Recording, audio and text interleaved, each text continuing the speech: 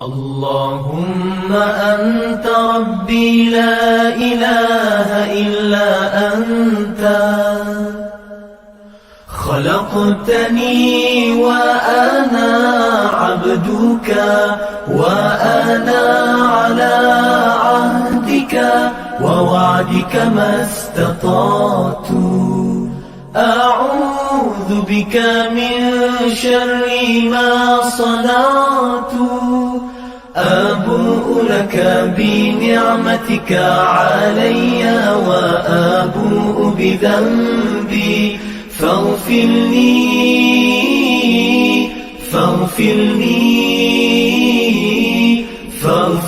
لي فإنه لا يغفر الذنوب إلا أنت. Ya Allah, Engkau Tuhanku, tiada Tuhan selain Engkau. Engkau ciptakan aku dan aku hamba-Mu, dan aku berada dalam janji-Mu menurut kemampuanku. Aku berlindung denganmu daripada kejahatan yang kulakukan. Aku sedari nikmat-Mu kepadaku, dan ku sedari akan بالله السميع العليم من الشيطان الرجيم. بسم الله الرحمن الرحيم. يا أيها الذين آمنوا لا تتخذوا الذين اتخذوا دينكم هزوا ولعبا من الذين أوتوا الكتاب من قبلكم والكفار أولياء واتقوا الله إن كنتم مؤمنين. وإذا ناديتم إلى الصلاة اتخذوها هزوا ولعبا ذلك بأنهم قوم لا يعقلون. قل يا أهل الكتاب هل تنقمون منا إلا أن آمنا بالله وما أنزل إلينا وما أنزل من قبل وأن أكثركم فاسقون.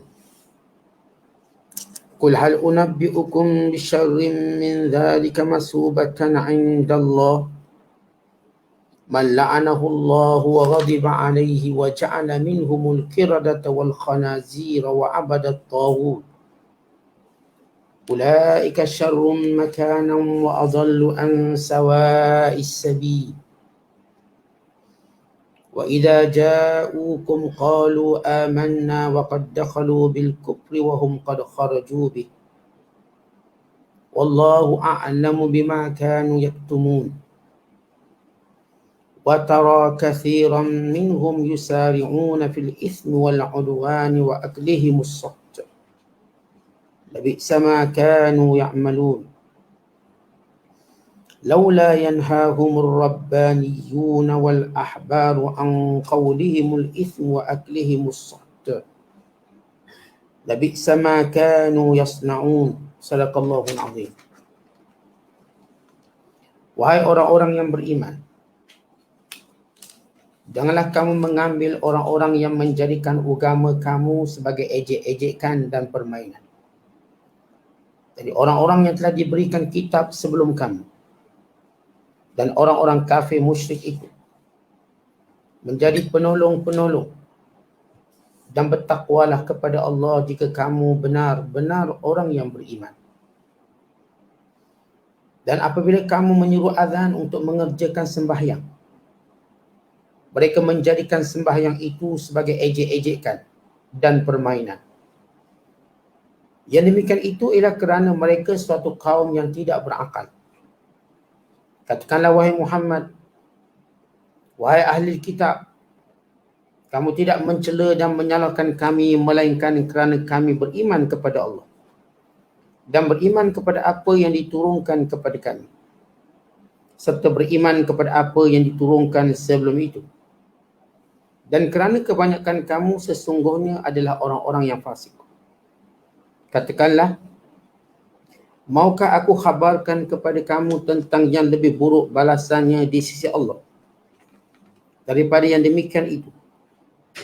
Ialah orang-orang yang dilaknat oleh Allah dan dimurkainya, dan orang-orang yang dijadikan di antara mereka sebagai kera dan babi, dan penyembah tauhid.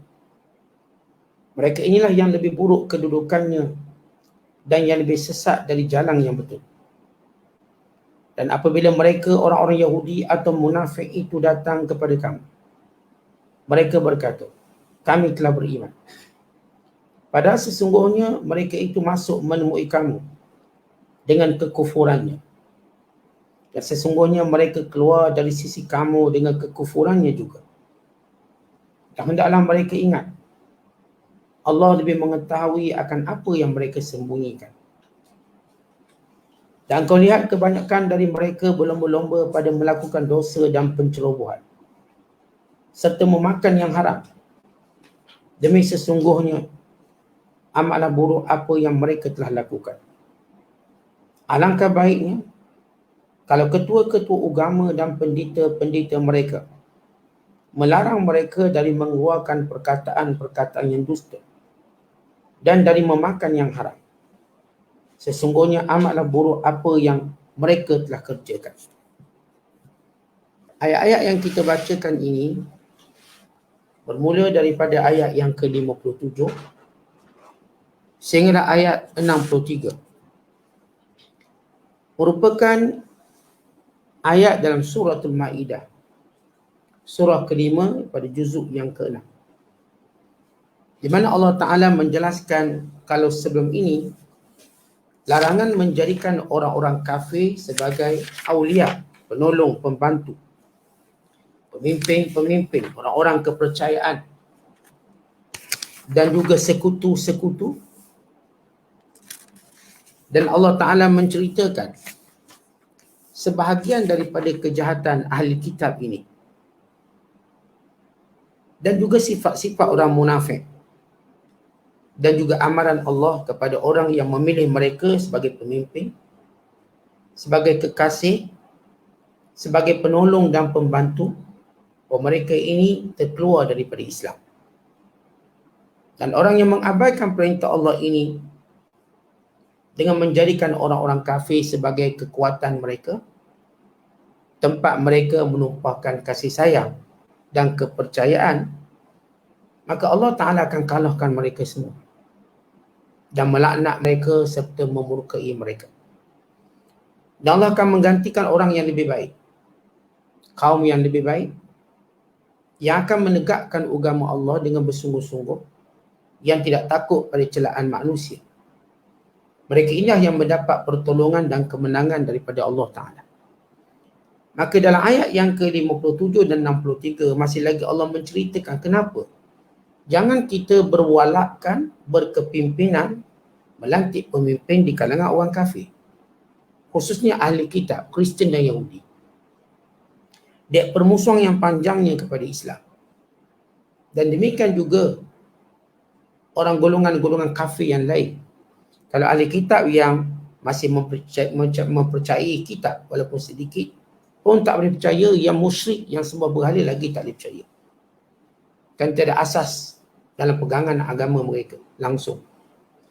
Maka Allah menyebut, wahai orang-orang yang beriman, la tattakhidhu, jangan engkau mengambil, menjadikan, melantik, bersekutu, alladzina ittakhadhu dinakum huzwan wa la'iba, golongan yang suka mempersenda-sendakan agama kamu.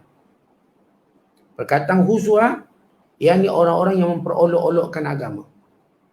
Walaiban, dan menjadikan ia barang permainan. Nak amal diamal, nak buang dibuang. Sebagaimana agama mereka telah runtuh dari sifat mereka mempersendakan agama dan nabi-nabi, maka jangan sampai tabiat dan perangai itu berjangkit dalam agama kamu, berjangkit kepada kamu. Bila kamu bermualat dengan mereka, bertemankan mereka, mereka akan bawa budaya penghinaan pada agama dalam agama kamu. Dalam agama mereka menghina Allah Ta'ala perkara biasa. Menghina nabi-nabi juga benda yang biasa. Menghina ulama-ulamanya juga perkara biasa. Sehingga tak ada lagi nilai-nilai kehormatan dalam agama. Maka jangan penyakit tadi, bila mana kamu berkawan dengan mereka, mereka bawa benda sama. Mereka mulakan mempersenda agama kamu, lalu kamu pun terikut-ikut mempersendakan agama kamu. Mereka mula mempersendakan nabi-nabi kamu, maka kamu juga mula terikut dengan cara mereka. Mereka mula mempersendakan hukum hakamnya, maka kamu turut sama dengan mereka. Mereka mempersendakan ulama-ulama kita, dan kita ikut turut sama mempersendakan ulama-ulama kita. Penyakit itu berjangkit. Walau dengan penyakit tadilah orang Yahudi dan Kristian dilaknat oleh Allah. Kerana itu Allah kata, kenapa kita tak boleh berkawan, tak boleh melantik mereka jadi pemimpin? Sebab dalam diri mereka suka permainkan agama, bahkan mereka akan mempermainkan agama kita. Siapa mereka? Minalladzina utul kitab min qablikum. Orang-orang yang dahulunya diberi kitab. Yang dulunya kononnya berpegang pada Taurat, berpegang pada Injil.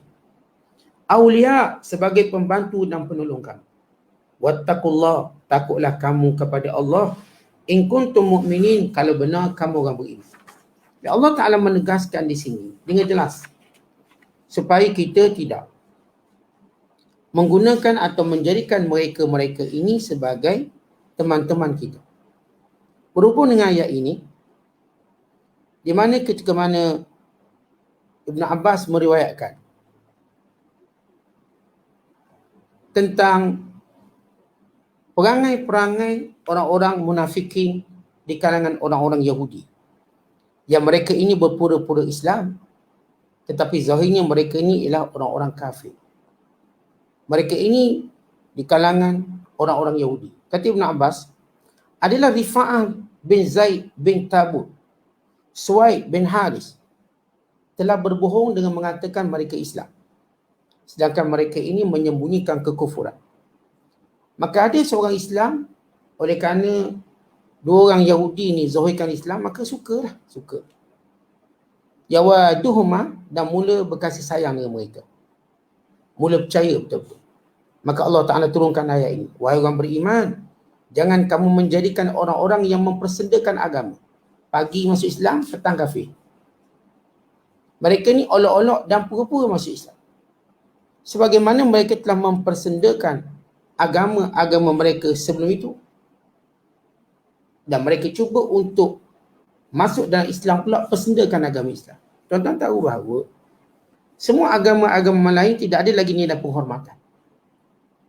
Ialah kalau Taurat diubah, Injil diubah, institusi agama mereka porak-porandakan, mereka ketepikan semua hukum hakam, lalu mereka hidup secara sekular. Sekular artinya bebaskan diri daripada pegangan agama. Lalu mereka menghina pada pendeta mereka, pada ulama mereka, mempermainkan. Maka mereka nak biar penyakit ini berjangkit pada orang Islam pula. Sebab agama Islam ni Allah jaga, Allah pelihara. Lalu mereka pura-pura masuk Islam dan mula mengejek agama Islam dari dalam.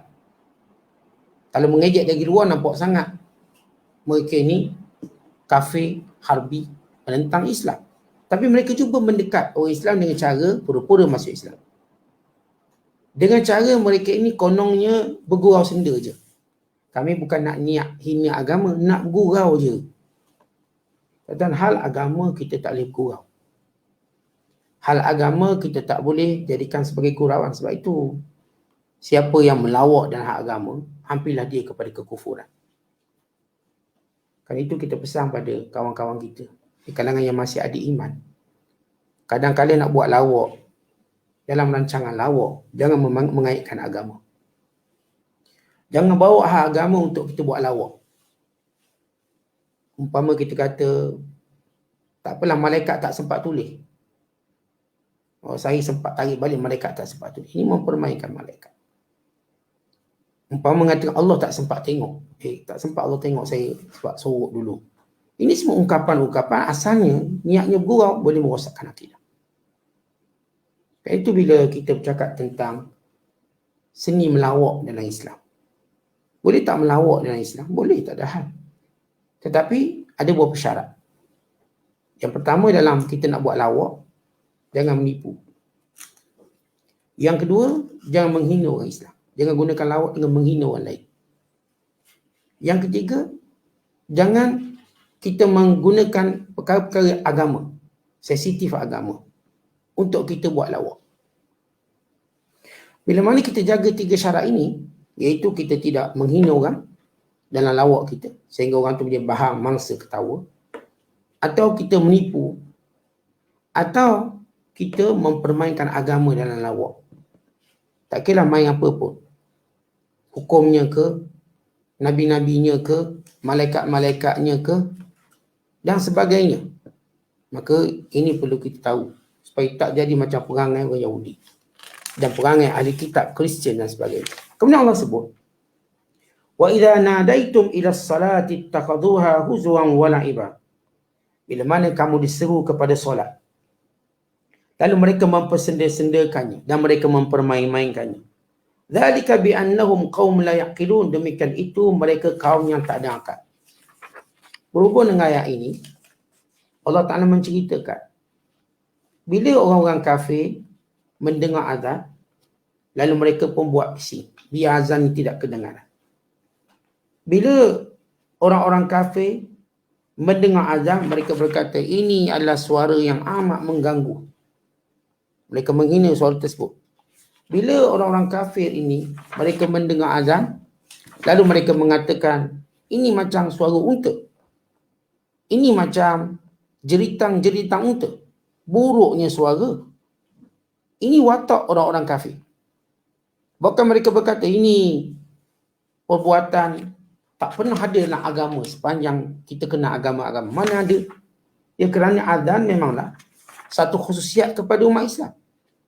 Dan bila mana mereka melihat orang Islam rokok, sujud, lalu mereka mempersendakannya. Mereka memperolokkan rokok dan sujud umat Islam. Kalau dengar azan mereka berkata, famin aina laka siyahu mislu siyahal ir. Daripada mana yang kamu dapat seruang panggil azan ni? Macam seruang binatang je. Mereka kata ini seruang-seruang binatang. Fama akbahu min saut. Buruknya suara, kata mereka. Wa ma asmajahu min am. Teruknya urusan agama kamu ini. Sedangkan azan dalam Islam merupakan satu perkara yang besar, yang utama. Azan bukan sekadar pada pandangan mazhab kita sunnah muakkadah. Setengah ulama menyatakan azan ini hukumnya adalah fardu ataupun wajib. Maka kalau tak azan maka berdosa. Dia jadi fardu. Ini pandangan sebagian ulama seperti Atha, Mujahid, Auza'i dan Daud Az-Zahiri menyatakan azanu fardun. Wajib. Mantap azan semua berdosa. Masih di sisi Imam Malik, azan itu wajib di masjid-masjid untuk menunaikan salat berjemaah supaya berkumpul semua manusia. Ini si mazhab Imam Malik. Azan itu wajib di masjid untuk mengumpulkan orang berjemaah. Dan kita tahu sejarah azan, di mana pada permulaan Islam tak ada lafaz azan. Di Madinah, seruang yang berbunyi as-salatu jami'ah, solat berjemaah. Ini di Mekah. Waktu mana baginda SAW berada di Mekah sebelum hijrah, ketika mana mereka nak sembahyang, mereka menyebut perkataan as-salatu jami'ah, solat berjemaah. Tetapi bila mana sampai ke Madinah dan kiblat ditukar ke arah Kaabah. Sebelum itu Baitul Maqdis. Lepas 16 bulan atau 18 bulan atau 2 tahun, maka Nabi SAW diperintahkan menghadap ke Baitullahil Haram. Sebelum itu Baitul Maqdis. Lalu disyariatkan azan. Setengah ulama menyatakan baginda SAW telah mendengar azan pada malam Isra' Mi'raj. Waktu Nabi naik ke langit, Nabi dengar laungan azan tadi. Dan kita tahu pada tahun kedua disyariatkan azan, di mana ketika mana Rasulullah SAW berkata bagaimana kita nak panggil orang supaya datang solat. Sebahagian mencadangkan supaya digunakan seruling, digunakan geduk, digunakan gendang, digunakan macam-macam alat dan cara. Lalu kata Rasul, ini cara Yahudi, ini cara Kristian. Sehingga seorang sahabat Nabi bernama Abdullah bin Zaid bermimpi dia diajar dengan kalimah azan. Dan mimpi ini juga dilihat oleh Umar bin Al-Khattab dan juga Abu Bakar As-Siddiq. Ada 3 orang sahabat bermimpi azan. Pertama Abdullah bin Zaid, Yang kedua, Umar Al-Khattab. Yang ketiga, Abu Bakar Siddiq. Lalu Nabi SAW menyuruh Abdullah bin Zaid mengajar kepada Bilal bin Rabah lafaz azan tersebut. Lalu Bilal lah yang melaungkan azan yang pertama dalam Islam di Madinah waktu itu. Akhirnya dia menjadi satu syiar yang hebat, yang tak pernah berlaku dalam mana-mana agama sebelum ini. Lalu Yahudi mencela, Kristian mencela, golongan kafir mencela lafaz-lafaz azan ini. Maka Allah mengingatkan orang beriman supaya pertahankan prinsip ini. Prinsip pertama, jaga agama jangan dipermainkan. Prinsip yang kedua, dikhususkan azan dan solat. Benda ni benda yang kita tak boleh berkompromi. Kalau itu bila orang kafir cuba menghalang azan, menghina azan, kita kena pertahan. Terutamanya kita menjadi majoriti, kita berkuasa. Kadang-kadang ada orang kafir apa, dia kata azan kuat sangat ni, mengganggu kami. Jadi ini penghinaan. Mereka perlu menghormati lafaz azan tersebut. Inilah kalimah Allah. Kalimah Allah di dalamnya semuanya memuji Allah. Menyebut kebesaran Allah dan lafaz syahadah. Dan mengajak manusia menunaikan perintah Allah dengan hayya 'alas salah. Dan mengajak manusia menjadi cemerlang dunia dan akhirat dengan hayya 'alal falah. Kemudian mengajak manusia kembali ikrar, oh tidak ada Tuhan melainkan Allah. Tanggungjawab negara mempertahankan azan. Tanggungjawab negara. Azan ni tuan-tuan bukan tanggungjawab muazzin, dia tanggungjawab negara. Negara kena memastikan. Sebab itu Nabi SAW menyuruh, kalau sekiranya nak serang sebuah negara, kalau negara itu dilaungkan azan, maka tahan dulu.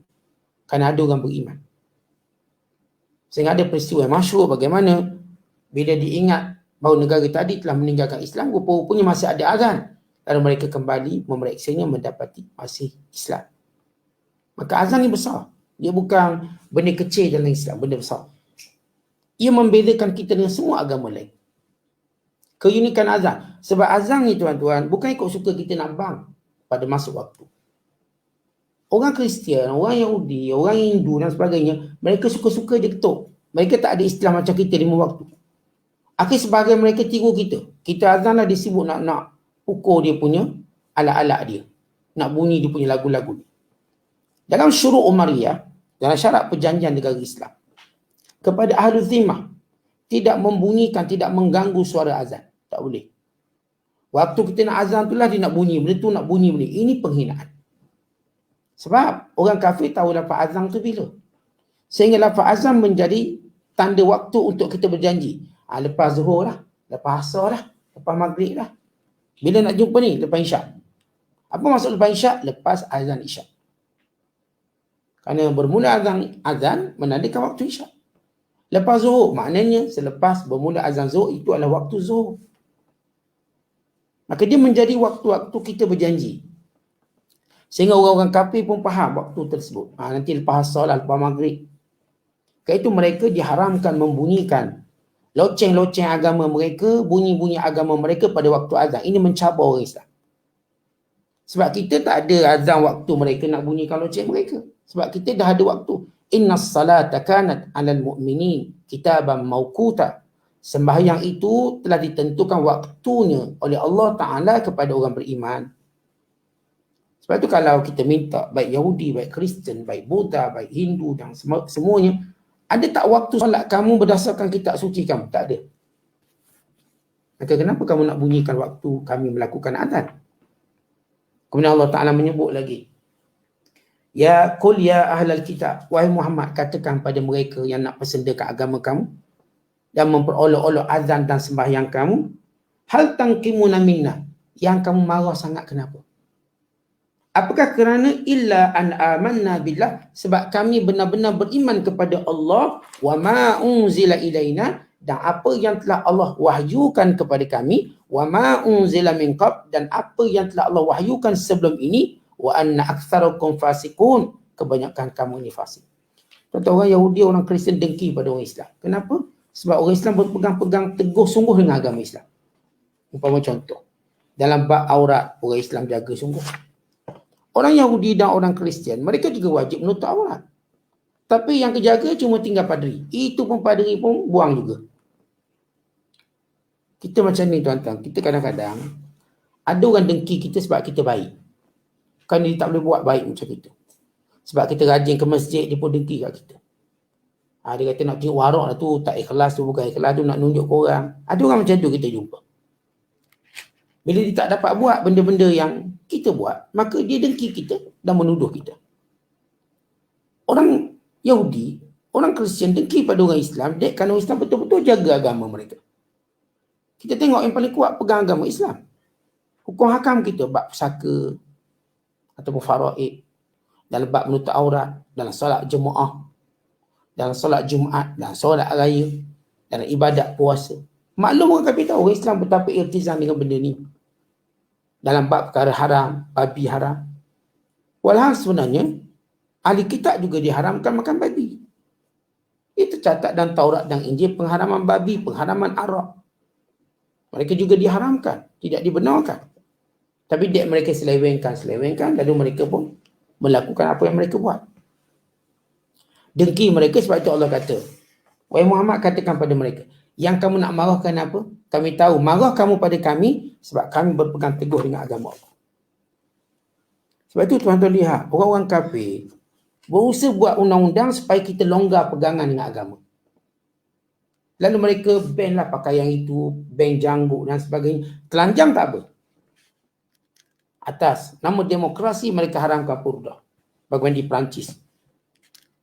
Bagaimana di sebahagian negara Eropah. Tapi nak telanjang tak ada hak. Itu hak kebebasan. Bahkan mereka mengharamkan banyak perkara lain seperti penyembelihan korban sebagai contoh. Kononnya ini penganiayaan pada binatang. Tapi mereka membenarkan pembunuhan orang lain. Hanya pada tuduhan-tuduhan rambang. Oh ini pengganas, maka bunuh ramai-ramai. Anak, perempuan, anak kecil. Tak kira lah mereka bom dia. Mereka tak anggap salah. Orang Islam sembelih korban, daging korban nak dia agih-agih pada fakir miskin, salah, menganiaya binatang. Setengah-setengah negara ingin mengharamkan ekspor binatang ke negara Islam kerana melakukan korban. Siapa macam tu? Mereka benci, dengki. Allah zahirkan di sini, dengki mereka sebab kita berpegang pada agama. Akhirnya tuan-tuan mereka buat undang-undang, nak mandi kolam kena pakai spender je. Tutup aurat tak boleh tutup aurat, nanti lemas. Nanti lemas. Habis pakai spender tak lemas, tak lemas. Kalau pakai spender ditimbul sendiri. Undang-undang dibuat tuan-tuan. Sampai hari ni kita pakai undang-undang tu. Sebut je mandi kolam mesti buka aurat. Tak buka aurat tak boleh mandi. Kalau tutup aurat kononnya mencemai kolam lah. Begitu, begini. Mereka orang kafir akan terus buat hukum hakam undang-undang against Islam. Benda yang saya katakan cuba untuk melonggarkan hubungan kita dengan agama kita. Dilonggarkan. Oh mesti terlibat dengan minum arak lah. Kalau buat annually dinner, tutup arak. Kalau dia tahu Islam tak minum arak, mereka buat. Mesti terima syarat tu, syarat ni. Jadi kita kena hati-hati bagaimana atau sebab kenapa orang kafir nak sangat buat sangat undang-undang supaya kita longgar dengan pegangan agama. Kadang-kadang nak suruh kita kerja boleh dengan syarat mesti jangan pakai tudung, dedahkan aurat. Walau kita bila mengambil mereka tak ada syarat tu. Setengah-setengah tempat bila orang Islam nak belajar di universiti mereka mesti buka aurat, mesti pakai skirt. Buka aurat. Walau waktu orang Islam menerima orang bukan Islam masuk universiti tak ada pula suruh pakai tudung. Cuma berpesan supaya pakai sopan. Tapi orang Islam bila masuk ke universiti-universiti mereka sebahagian tak dibenarkan untuk mempraktikkan agama mereka. Kalau mereka pegang-pegang jawatan tak dibenarkan mempraktik agama mereka. Seringkali dipandang serong bila kita berpegang dengan agama, maka dinamakan teroris, dinamakan sebagai fundamental, dinamakan sebagai usuli, dinamakan sebagai golongan ortodok, golongan mundur dan lain-lain. Akhirnya orang Islam tu ikut sama dengan kata-kata itu.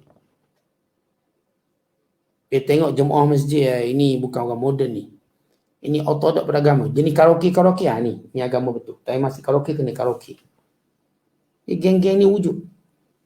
Kata Allah, wa anna aktsarakum fasikun, sebab kebanyakan mereka itu fasik. Habis ada ke yang baik? Ada. Allah menyebut perkataan kebanyakan, Allah tak kata semua. Kerana sebahagian ahli kitab ada yang berpegang dengan dasar-dasar yang baik. Kita lihat bagaimana Al-Quran berlaku jujur dalam menceritakan kisah ahli kitab. Ya ada ahli kitab yang baik, yang berpegang kepada agama, yang berpegang dengan konsep keadilan, cintakan kebaikan ada.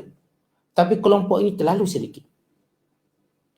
Kelompok ini ada yang masih mempertahankan norma-norma kemuliaan ataupun qiyam insaniyah, unsur kemanusiaan, keagamaan yang baik ada. Tapi kebanyakan mereka ini dah memang rosak. Kemudian Allah Ta'ala menyatakan, Qul hal unabbi'ukum bisyarrin min dzalika masubatan indallah. Maukah aku ceritakan kepada kamu orang yang paling jahat kedudukannya di sisi Allah. Sebab tu ayat ini tuan-tuan sekalian, ketika mana orang-orang kafir, mereka ini mentertawakan umat Islam ketika mana beribadat. Bahkan mereka mengatakan bahawa ini ajaran yang teruk, yang jahat. Ketika mereka tanya bagaimana pandanganmu terhadap Islam, oh ia ajaran yang jahat, ajaran yang buruk. Bahkan mereka ini menganggap Islam ini membawa perkara-perkara yang tidak baik. Itu pandangan mereka. Dalam riwayat, ketika mana sekumpulan Yahudi datang menemui Nabi SAW. Kumpulan Yahudi ini namanya Abu Yasir, Nafi', Ghazi. Lalu mereka kata, "Faman nu'minu bihi minar rusul?" Wahai Muhammad, baik rasul-rasul mana yang kami kena beriman? Rasul mana? Lalu jawab Nabi SAW, "U'min billah, aku beriman dengan Allah. Dan apa yang Allah turunkan kepada Ibrahim, Ismail, Ishak, Yaqub dan juga anak-anaknya, asbab. Dan apa yang Allah berikan kepada Musa, kepada Isa. Dan apa yang Allah wahyukan kepada Nabi-Nabi daripada Tuhan mereka. Kami tidak akan membedakan salah seorang pun daripada mereka dalam keadaan kami tunduk Islam, menyerah diri pada Allah." Nabi baca ayat tu. Bila Yahudi tanya, "Wahai Muhammad, Nabi mana kami nak ikut?" Maka Rasulullah SAW menyatakan, semua Nabi, termasuk Nabi Isa. Bila mana menyebut Nabi Isa dalam ayat tadi, mereka kata apa? La nu'minu bi Isa. Baik, Nabi lain kami boleh terima, kata Yahudi. Nabi Isa ni kami tak boleh terima. Wala biman amana bi, dan orang yang ikut Nabi Isa pun kami tak boleh terima. Maka Allah Ta'ala turunkan ayat. Qul ya ahlal kitab wa ahli kitab, hal tanqimuna minna illa an amanna billah wa ma unzila ilaina wa ma unzila min qab wa anna aktsarakum fasiqun. Maka turun ayat, wahai ahli kitab, yang kamu nak marah sangat kenapa? Kami beriman dengan semua yang Allah Ta'ala turunkan. Di kalangan rasul-rasul yang terdahulu, di kalangan wahyu yang turunkan dan wahyu yang diturunkan pada rasul-rasul yang terdahulu. Dan satu riwayat, bila Nabi SAW menyebut termasuk Nabi Isa kamu kena beriman, maka Yahudi berkata, la na'lamu dinan syarran min dinikum. Kalau macam ni lah kamu suruh kami rasa agama kamu paling jahat sekali, paling buruk. Ada ke suruh beriman pada Nabi Isa? Kami tak jumpa lagi agama yang seteruk agama kamu. Ini Yahudi kata. Hanya kerana orang Islam kata kena beriman dengan semua Nabi termasuk Nabi Isa. Yahudi tak terima Nabi Isa sebab mereka menganggap Nabi Isa ni anak haram. Itu pelik, no agama kamu kena beriman Nabi Isa. Mereka dah tuduh Nabi Isa, dah tuduh Maryam dengan pelbagai tuduhan. Ya, orang beriman dia ajar pada asas iman pada semua rasul. Jadi bila mereka kata begitu, Allah turunkan ayat ini. Allah kata, wahai Muhammad, katakan kepada mereka, maukah aku khabarkan kepada kamu orang yang paling jahat lagi daripada yang kamu sangkakan itu? Iaitu orang man la'anahullah, orang yang Allah laknat. Wa ghadiba alaihi, yang Allah murka ke atasnya. Wa ja'ala minhumul qiradata wal khanazir, yang Allah Ta'ala telah menjadikan mereka monyet-monyet dan babi-babi. Wa abadat taghut, dan penyembah-penyembah berhala. Ulaika syarrun makanan wa adallu an sawa'is sabil. Itulah orang paling jahat lagi dan paling sesat daripada jalan yang benar. Ketika Yahudi menghina orang Islam, dia kerana beriman dengan Nabi Isa, sebab mereka menganggap Nabi Isa itu anak zina, manakala Maryam itu berzina, maka teruknya agama kamu, buruknya agama kamu. Maka Allah Ta'ala kata, wahai Muhammad, beritahu mereka, mana lebih buruk daripada perangai kamu itu sendiri, yang menyebabkan Allah laknat, Allah murka pada kamu, sehingga Allah jadikan kalangan kamu ni babi, monyet dan penyembah-penyembah patung. Di mana kita kalau baca sejarah Yahudi dalam ayat-ayat sebelum ini, sebahagian mereka dijadikan sebagai monyet. Allah Ta'ala menyebut dalam Quran, walaqad alimtumul ladzina i'tadaw minkum fis sabt fakulna lahum kunu qiradatan khasi'in. Kamu mengetahui orang-orang yang melanggar perintah Allah pada hari Sabtu. Lalu kami wahyukan dan kami berkata, jadilah kamu monyet-monyet yang hina. Dalam ayat yang lain Allah Ta'ala menceritakan tentang bagaimana mereka ini telah bertukar menjadi monyet, bukan bertukar menjadi babi. Maksud ayat yang Allah sebut, jadi babi. Bukan mereka ini menjadi penyembah patung berhala. Dalam sejarah agama, paling teruk sekali kamu lah Yahudi. Yang dijadikan babi, puak kamu. Yang dijadikan monyet pun puak-puak kamu. Yang sembah patung berhala anak lembu pada zaman Musa Samiri. Itu kamu ikut Musa Samiri, sembah patung lembu, kamu juga. Tiba-tiba kamu kata orang Islam jahat. Mana ada orang Islam ditukar jadi babi, jadi monyet kamu? Kenapa Allah sebut benda ni? Sebab mereka tak menganggap yang tukar jadi babi dan monyet itu satu kesalahan. Mereka tak anggap. Sebab itu dia sebut dalam hadis. Ketika mana Nabi SAW ditanya tentang monyet dan babi yang diubah bentuk fizikal orang-orang Yahudi. Kata orang yang bertanya pada Nabi SAW, ahiyya mimma maskhallah. Wahai Rasulullah, kami tengok anjing, kami tengok babi banyak ni. Monyet, apakah monyet dan babi ini daripada keturunan Yahudi yang ada sekarang ni? Ni monyet-monyet babi-babi ni keturunan Yahudi ke? Lalu kata Nabi SAW, Inna Allah lam yuhlik qawman atau qala lam yamsakh qawman fayaj'alu lahum nasalan wala aqaban wa innal qiradata wal khanazir kanat qabla dhalik. Allah tak jadikan golongan yang ditukar menjadi babi dan monyet itu ada keturunan. Maknanya babi dan monyet hari ni bukanlah Yahudi. Jangan tengok ni jenis Yahudi ni babi ni, tak. Yahudi yang ditukar jadi babi dan monyet itu mereka dimatikan oleh Allah semuanya. Maknanya babi ada ni babi lain. Monyet yang ada ni monyet lain, bukan saki baki Yahudi, keturunan dia. Kenapa Allah Ta'ala tukarkan babi dan monyet ni? Kerana kehinaan yang ada pada kedua-dua binatang ini. Dan kerana binatang ini antara binatang yang tak akan pupus sehingga datang hari kiamat. Sebab tu tuan-tuan, monyet ni kita terang hutan banyak lagi monyet, hidup kat rumah pula. Dan dua-dua binatang ini punya ciri-ciri perangai-perangai yang tertentu. Merosakkan, makan benda kotor, jenis makan serba-serbi. Yang jenis mengganggu, dia ganggu. Babi mengganggu, monyet mengganggu. Tanyalah orang berkebun. Tanya kawan kita Ibat yang berkebun ni, cik adik yang berkebun. Siapa kacau kebun kamu? Tak monyet, babi. Tak babi, monyet. Kalau orang kacau pun kita panggil babi juga, babi. Kacau. Ini jenis makhluk perosak. Kat mana pun dia akan merosakkan. Letaklah monyet itu kat mana dia merosakkan. Letaklah babi kat mana dia merosakkan. Maka demikian Yahudi, kita cerita Yahudi ni duduk mana, dia merosakkan. Sebagaimana persis monyet dan babi dalam merosakkan. Dia tamak. Dia jenis makan keliling ni, makan Melaka. Yang monyet ni dia tak ada makanan khas dia monyet. Dia makan semua burger, dia makan KFC, dia makan McD, dia makan monyet.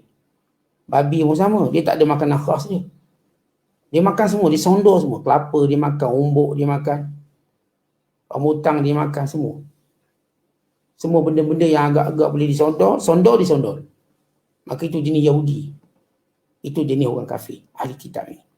Kemudian Allah Ta'ala menceritakan, selepas menyebut tentang kejahatan mereka, sehingga mereka pernah ditukar jadi babi, jadi monyet, bukan penyembah berhala. Allah kata, itulah orang jahat sekali yang dia duk kata orang Islam jahat. Kata sebab itu bila setiap kali orang kafir kata orang Islam jahat, kita tanya jahat kat mana? Setiap kali mereka kata orang Islam ni pengganas kat mana? Dia ganas. Orang Islam ni bunuh orang tu, bunuh orang ni. Tuan-tuan, anehnya mereka tuduh orang Islam ganas tadi sebagai orang Islam yang membunuh orang Islam, bukan bunuh orang kafir. Tetapi mereka ini jelas membunuh orang Islam dan membunuh semua manusia. Ketika mana mereka kata ni Iraq negara keganasan, ada senjata pemusnah. Lalu mereka buat sekatan ekonomi dekat Iraq sehingga menyebabkan hampir 500,000 bayi terkorban dek kelaparan. Tapi perbuatan mereka tak anggap ganas. Yang Iraq ni tak bunuh siapa-siapa ni, dia tak bunuh orang Amerika. Amerika kepung dia sehingga kebunuh orang Iraq. Kemudian operasi besar-besaran. ketika mana tentera Iraq bersetuju untuk berundur daripada Kuwait. Bersetuju. Seramai 60,000 orang. Satu peristiwa yang menyayat hati. Yang disembunyikan dalam paparan akhbar dan berita. Tuan-tuan boleh baca balik berita ini. Sejumlah 60,000 tentera Iraq berundur daripada Kuwait sudah bersetuju untuk berundur dan mententeramkan keadaan. Apa jadi ketika tentera Iraq ini berundur dan keadaan mereka tak ingin berperang, akhirnya mereka dibunuh beramai-ramai, dibom. Mati dengan jumlah yang ramai sampai terpaksa tolak dengan jengkau. Kata berita itu, cerita takkan dilupakan pengkaji-pengkaji sejarah. Dibunuh semua ni, 60,000 dibunuh. Walau rekod orang mereka, berapa orang Iraq bunuh dia. Tapi mereka namakan pengganas untuk mereka menghalalkan bunuh orang Islam dan memperbodohkan sebagai orang Islam untuk membunuh saudara mereka sendiri. Itulah mereka buat di semua negara Islam. Atas nama sebahagian pengganas, mereka bunuh yang ni, bunuh yang ni. Padahal saya katakan orang Islam, berapa kerak orang kafir yang orang Islam bunuh? Berapa kerak? Maksudnya berapa banyak? Bebannya mereka bunuh. Mereka kata ini bangunan mereka, World Trade Center, dibom. Tanya berapa orang mati? Katakan 6,000 mati. Yang mereka bom ke Afghanistan, berapa puluh ribu mati.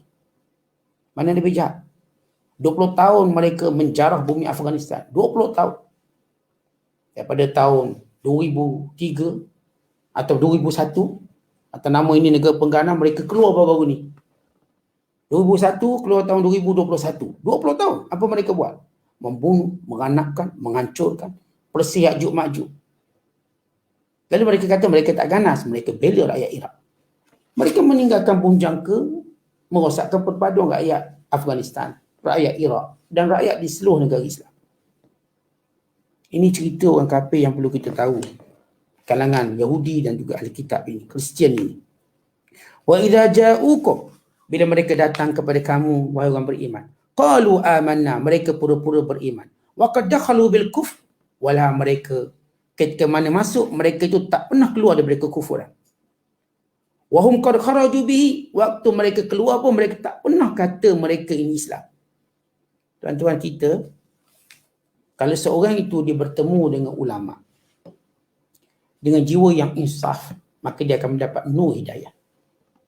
Seorang bertemu dengan Nabi Muhammad sallallahu alaihi wasallam dengan niat betul baik, maka nur itu akan berkembang dalam dirinya sehingga dia menjadi orang Islam yang baik. Tapi si Yahudi, si munafik jumpa Rasulullah bukan untuk beriman, pura-pura beriman. Dia dah tutup hatinya untuk beriman, akhirnya dia duduk dengan Rasulullah SAW, dia jumpa, dia tengok wajah Nabi, tak beri apa pun manfaat pada dia. Padahal tuan-tuan, orang lain bila tengok wajah Rasulullah tu jadi sahabat. Tuan-tuan, dan definisi sahabat, siapa yang tengok muka Nabi, dia jadi sahabat. Tak, kalau tak tengok muka Nabi SAW, tak akan jadi sahabat. Tapi ada yang tengok muka Nabi tak jadi sahabat, jadi munafik, jadi Yahudi, jadi murtad. Lihat bila mereka memang datang dengan jiwa kufur. Waktu masuk pura-pura Islam, dalam hati kufur. Waktu keluar bawa lagi kekufuran tadi. Wallahu a'lam bima yaktumun. Allah tahu apa yang mereka sembunyikan. Wa tara katsiran minhum, kamu dapati mereka Yahudi dan Kristian ini wahai Muhammad. Dan munafikin sekali. Yusari'una fil itsmi wal 'udwan, mereka suka buat dosa dan suka berbalah. Wa aklihimus suht, dan suka makan riba, suka makan benda yang haram, suka makan harta orang lain. Allah menyebut sifat mereka ni suka bermusuh.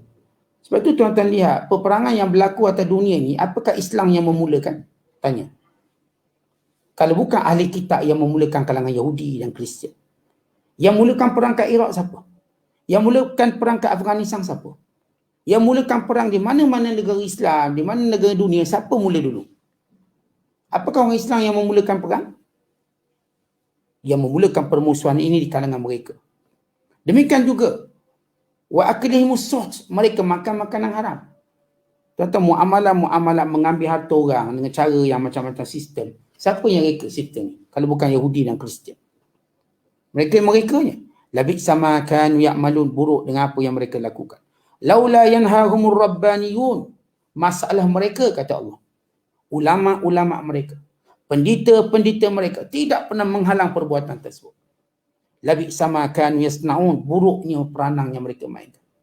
Ayat ini kata ulama juga amaran kepada ulama Islam yang tidak memainkan peranan mencegah kemungkaran, mengingatkan orang ramai tentang perbuatan-perbuatan yang dimurkai, dilaknat oleh Allah. Supaya kita tak jadi macam dilaknatnya orang Yahudi dan Kristian, ulama-ulama mereka tidak mencegah perbuatan-perbuatan mungkar di kalangan mereka. Mempersendakan Nabi, mempersendakan ayat-ayat Allah. Ulama-ulama mereka tidak bertegas dalam menghalang perbuatan tersebut. Akhirnya institusi agama mereka rosak dan dipermainkan. Maka orang Islam diingatkan supaya kita tidak melakukan demikian. Kita mesti memelihara, menjaga Islam dengan sebenar. Ada yang mungkar, kita kena cegah siapa pun yang melakukannya. Tak kira jawatan dia, mencegah kemungkaran. Inilah kehebatan kekuatan umat Islam. Wallahu a'lam bishawab. Assalamualaikum warahmatullahi wabarakatuh.